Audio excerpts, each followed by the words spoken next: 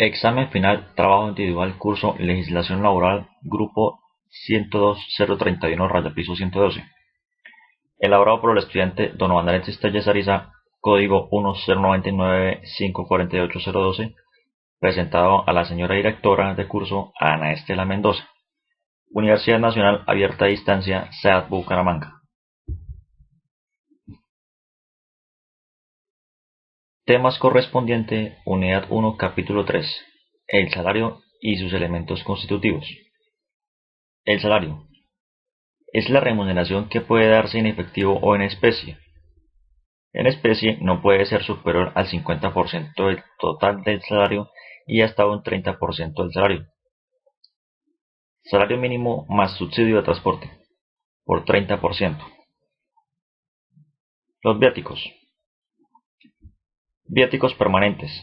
Constituyen salarios en aquella parte destinada a proporcionar al trabajador manutención y alojamiento.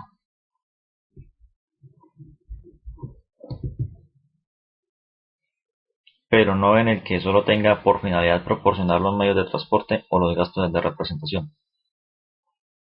Accidentales. No constituyen salario en ningún caso, y solo se dan con motivo de un requerimiento extraordinario. Formas y libertad de estipulación del pago de los salarios. Artículo 13. Mínimo de derechos y garantías a favor de los trabajadores. Artículo 14. Carácter de orden público y renunciabilidad. Artículo 16. Efecto. Artículo 21. Normas más favorables. Artículo 340. Principio general y excepciones. Tipos de salarios existentes. Según el artículo 145, el salario mínimo es el salario que puede fijarse en pacto o convención colectiva o en un fallo arbitral. Según el artículo 147, subrogado por el artículo 8 de la Ley 278 de 1996, dice que para la fijación del salario mínimo la Comisión deberá decidir a más tardar el 15 de diciembre. Si no es posible concretar, la parte o más partes que no estén de acuerdo deben obligatoriamente explicar por escrito las razones de la salvedad dentro de 48 horas siguientes. Para fijar el salario mínimo deben tomarse en cuenta el costo de vida, las modalidades de trabajo, la capacidad económica de las empresas o empleadores y las condiciones de cada región o actividad. En los conceptos salariales, el salario es la contraprestación que recibe el trabajador por sus servicios. El empleador y el trabajador pueden convenir libremente el salario en sus diversas modalidades: mínimo, integral, en dinero y en especie o según la forma de pago por unidad de tiempo, por hora, semana, quincena, etc. Prohibición de discriminación y remuneración. Discriminando clase o tipo de forma contractual. Pago de incapacidad. En caso de incapacidad comprobada para desempeñar sus labores ocasionada por enfermedad no profesional, el trabajador tiene el derecho a que el empleador le pague un auxilio monetario hasta por 180 días. Así, las 2/3 partes del salario durante 90 días y la mitad del salario por el tiempo. Auxilio de transporte. No constituye salario, pero para el solo efecto de liquidación de prestaciones sociales deberá inclinarse en la base de liquidación. Acuerdos de exclusión salarial. En virtud de que la permisión que otorga la Ley 50 de 1990, artículo 15, es factible que los trabajadores accedan a iniciar una relación de trabajo con parte de beneficio en especie que no es salario, o que trabajadores con antigüedad devuelvan una parte de usuario beneficios en especie para quitarle la naturaleza salarial. Modalidades de remuneración. Entre estas modalidades está el salario en especie. Como ya se anotó, el salario puede pactarse en dinero o parte en dinero y parte en especie. Este último caso presenta cuando el empleador suministra al trabajador en parte de pago del salario, vivienda, alimentación, vestuario, vales de alimentación, primas extralegales, auxilios para gasolina, etc. Otra modalidad de remuneración son los pactos no salariales. Es bastante usual que el salario en especie sea usado como un mecanismo de remuneración dentro de los pactos de calificación no salarial, por ejemplo, para darle un beneficio de alimentación subsidiado al trabajador. Otra modalidad es el salario integral. El salario integral es una modalidad de progresividad en el pago de los parafiscales y otras contribuciones de nómina. Las pequeñas empresas que inciden su actividad económica principal a partir de la promulgación de la Ley de Generación de Empleo relanzarán sus aportes al SENA y al ICF y cajas de compensación familiar, así como el aporte de salud a la subcuenta de solidaridad del FOSIGA de forma progresiva. Obligaciones y prohibiciones.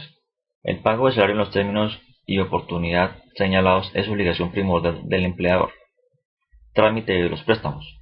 El empleador y su trabajo podrán acordar por escrito el otorgamiento de préstamos, anticipos, deducciones, retenciones o compensaciones de salario, señalando la cuota objeto de deducción o compensación y el plazo para la amortización gradual de la deuda.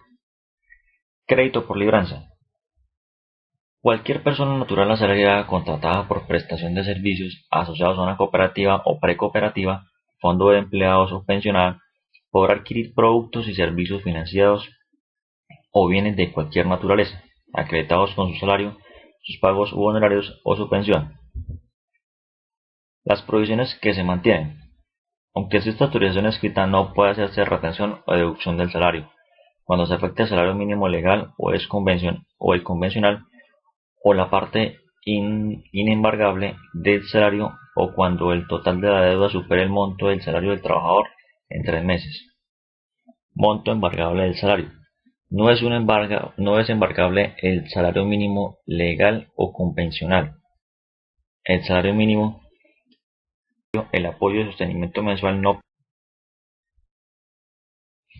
La fórmula para la hora extra diurna y la hora extra nocturna.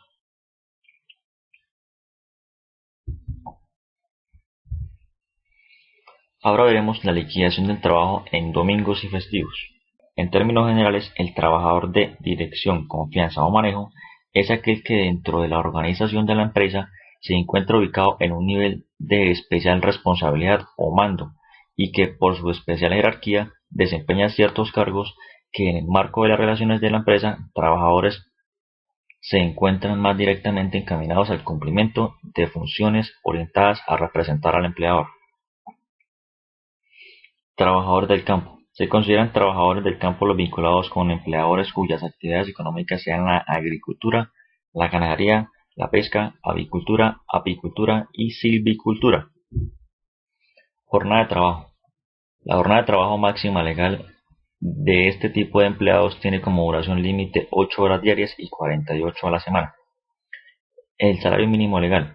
Es usual que las regiones agrícolas y ganaderas paguen el salario bajo la modalidad de jornal, es decir, el señalado por día de labor. Salario en especie. Dentro de la libertad de estipulación salarial que existe, se ha generalizado el pago de los llamados jornaleros. La costumbre de reconocer una suma de dinero y dar alimentación como parte de retribución diaria. El alojamiento. Cuando se prestación a los trabajadores que devengan hasta 2 salarios mínimos. Siguiente. Auxilio de cesantía. En el auxilio de cesantía encontramos los sistemas de liquidación, que a partir del 1 de enero de 1992 el auxilio de cesantía para los trabajos del sector privado está sometido a 3 sistemas de liquidación diferentes y excluyentes entre sí. Siguiente. Trabajadores antiguos que se acojan al nuevo régimen. Los trabajadores vinculados por contrato de trabajo antes del 1 de enero de 91 podrán acogerse voluntariamente al nuevo régimen de cesantía, por lo cual es suficiente que se manifiesten por escrito la fecha a partir del cual desean vacaciones. Son 15 días hábiles por año. Todo empleador está obligado a conceder a sus trabajadores por cada año de servicios 15 días hábiles consecutivos de vacaciones remuneradas y proporcionalmente por fracciones. El auxilio de transporte. Naturaleza jurídica. Este pago tiene la naturaleza de un auxilio económico con designación específica y por mandato de la Ley 1 de 1963. Se debe incorporar al salario mínimo exclusivamente para efectos de liquidación de prestaciones sociales. Retención en la fuente.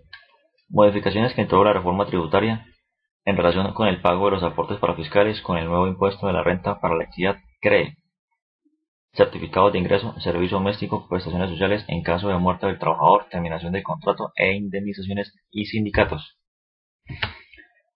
Ahora continuaremos con la unidad 2 del capítulo 5. Tema destinado es el CREE o impuesto a la renta para la equidad. Empezando con el primer punto, el CREE o impuesto a la renta para la equidad. ¿Qué significa esto? Significa que a partir del 1 de mayo de 2013 se crea la retención en la fuente al título del CREE, que es una nueva retención en la fuente establecida en la Ley 1607 de 2012. El CREE o impuesto a la renta para la equidad es un impuesto de carácter nacional. El hecho generador de este impuesto lo constituye la obtención de ingresos que sean susceptibles de incrementar el patrimonio de los sujetos pasivos en el año o periodo gravable. Los contribuyentes del CREE dejarán de pagar los aportes patronales al SENA e ICBF. Los aportes a la salud patronales los dejarán de pagarse a partir del 1 de enero de 2014. La exoneración de pagar los aportes antes mencionados es para los salarios inferiores a 10 salarios mínimos legales mensuales vigentes. ¿En qué consiste el impuesto CREE? El impuesto sobre la renta para la equidad aporte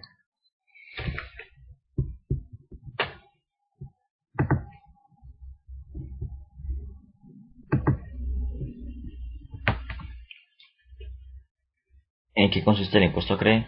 Es el impuesto sobre la renta para la equidad aporte con el contribuyente, las sociedades y personas jurídicas y asimiladas, contribuyentes declarantes del impuesto sobre la renta y complementarios en beneficio de los trabajadores, la generación de empleo y la inversión en la salud, el 4.4 antes el 8.5.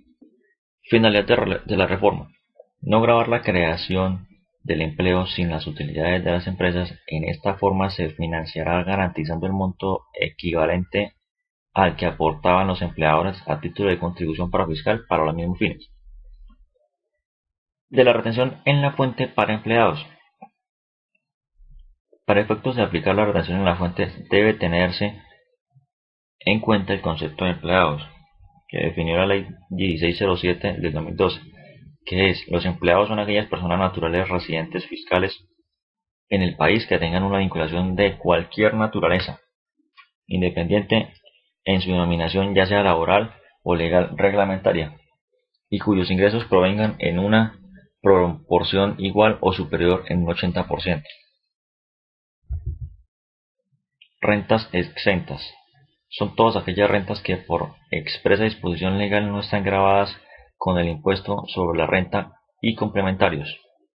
Certificado de ingresos y retenciones. Los empleadores deben expedir cada año, a más tardar el 18 de marzo de 2013, a sus trabajadores una relación detallada de los pagos hechos por todos los conceptos laborales.